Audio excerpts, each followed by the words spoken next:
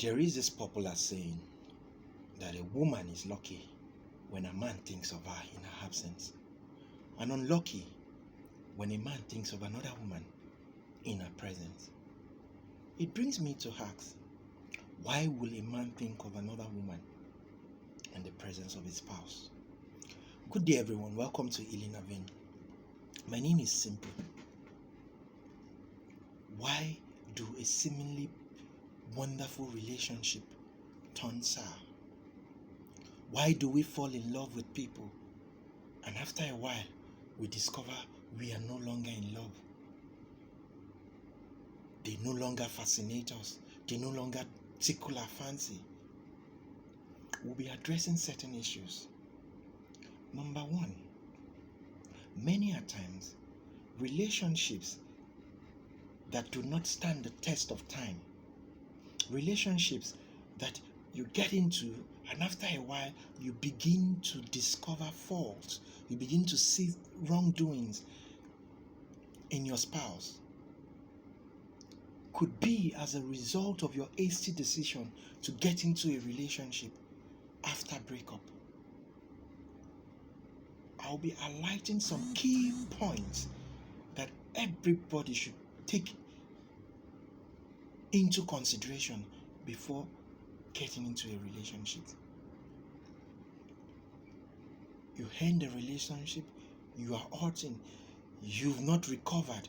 There are still memories lingering on you, in your mind. Maybe as a result of sudden breakup, maybe as a result of infidelity, maybe as a result of disagreement, maybe as a result of unforeseen circumstances, death, incarceration, and a lot of things. Because breakups and moving on from a previous relationship doesn't necessarily mean you have to break up first. Sometimes it could be you lose your partner. All those things are things that could lead to breakup. There's things that could lead to one deciding to move on. Sometimes it could be that your partner is relocating permanently, and you decide that, okay, I would not want to wait because I'm not the type that that is so good with distant relationship, and you decide to move on. But then you find yourself in a situation where you are not completely healed, you've not recovered, but you venture into a relationship, and after a couple of weeks you begin to regret why you are in that relationship. You begin to see fault. I'll tell you something. There are some key factors you should consider before venturing into a relationship. One of the things you should consider is, am I attracted to this person? Attraction. Attraction should be a vital key towards venturing into a relationship. When you are attracted to someone, a part of you likes the person automatically. When you are attracted to someone, you find yourself giving that person more time. Be it a friend, be it an acquaintance, be it a colleague, you want to listen. Number two, whoever you are getting into a relationship with should be someone you've studied over time. I hear people say, we fell in love at first sight. Yes, you could like someone at first sight. You could have soft feeling for someone at first sight. But it takes more than that feeling to keep a relationship. Take your time. You could communicate. You could exchange contacts. Communicate over time. Get to see the person's maturity, his level of maturity, his level of reasoning, his background. Ask him similarly interesting questions to get to know what they do.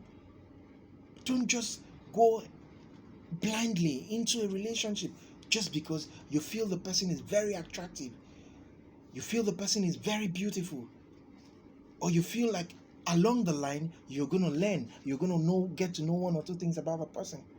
Because with time, you're going to realize that those things you ignored at the beginning of the relationship might be the things you will be looking forward to working on, and it will be too late. Thirdly, do not get involved in a relationship with someone you are not sexually attracted to. I repeat the word sexually attracted to. Everybody has their spec. If you are the kind that you like naturally, because we are wired differently, our likes, the things we want are different. Some men like the plus size lady, the chubby ladies, that's their preference. It means if that man finds himself dating a slim, beautiful lady, intelligent lady, he would like the lady for being intelligent, for being beautiful, but that's not his sexual preference. That is not his taste. If a lady likes a tall, dark, and handsome guy, and you find yourself in a relationship with a fair guy, wealthy, caring, you would agree with me that every time you come across a sexy, tall, dark, and handsome guy, something in you will be attracted to that guy. That is why I say only get into a relationship with someone that you are sexually attracted to. Thirdly, learn to work on yourself. Many a times we tend to look at the other party. We look at the faults from the other party, from our spouse, from our partner. He's not doing this. He doesn't show me care. He doesn't show me concern. The power of gratitude. I'll tell you, so many people do not know how to show off. A lot of people would love you with time and begin to study you before they begin to open up by caring for you, showing you love, showing you, opening up their emotions to you. But many a times we expect these things too soon. You're dating a guy, you're still in the talking stage, you expect him to foot your bill. You're dating a guy, you're still in the talking stage, you expect him to do everything for you. When you position yourself as that kind of guy, as that kind of lady, you are opening yourself for unwanted circumstances, because when the man discovers that you are money-minded, he begins to analyze you in that angle. And if you're a beautiful woman, he just wants to get to bed with you and move on. You're dating a girl, an intelligent, beautiful girl, and all you can picture is how you want to take her to bed. You don't want to understand that. And sometimes women are always very, unlucky in this aspect. You see a girl that is ready to give you a heart, a beautiful girl, ready to love you for whom you are. And before you know, you start making unnecessary demands. When would you visit me? You just want to rush things. You don't give her time. Not every beautiful girl out there is out for money. Not every girl is out for what you have. Sometimes they just want that comfort. Sometimes they just want that, that maturity. They just want that security. They just want to get to know you in person. People might like you for various reasons. It could be the way you talk. It could be the things you do, your kindness, your charisma. Now imagine someone liking you for who you are naturally, and you blew away that chance because of your sexual urge. You blew away that chance because of your selfishness. You blew away that chance because you feel as a man, once a lady accepts to date you, the next line of action is how to take her to bed. Another thing I would like to address is, as a man, for you to attract the best kind of women, you need to work on your ego. Money is not everything. Fame is not everything. Wealth is not everything. Sometimes your wealth has nothing to do with your relationship. If you are in a relationship, it means you are in to be answerable to somebody, and somebody must be answerable to you. So don't think because you are the man, you have all the powers in the relationship. No. She has a right to question you. She has a right to question your actions if it doesn't please her.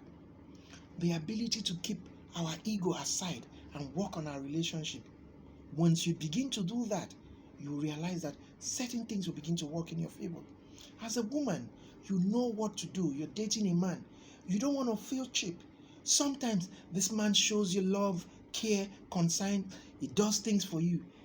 And sometimes you visit him and he requests you help him do one or two things. Don't forget, I am not saying it is compulsory, but I'm just saying it is only normal For a man that has shown you love, care, and concern, you go to his place, you see that things are not rightly kept. Arranging his place doesn't take anything from you. Putting yourself in order, organizing things doesn't take anything from you. It doesn't make you look small. It doesn't make you look cheap. Because these are certain criteria that men look out for in women. Something else I also want to tell you is, as a woman, the moment you find yourself in a very good relationship, learn to control how you discuss things with a third party. Learn to work on yourself. Learn to be prudent. Learn to be respectful. Learn to show those training, those cultures, those values as a woman that would keep you in that relationship. Everything is not about money. Sometimes we feel that we are just enough. What else does it expect?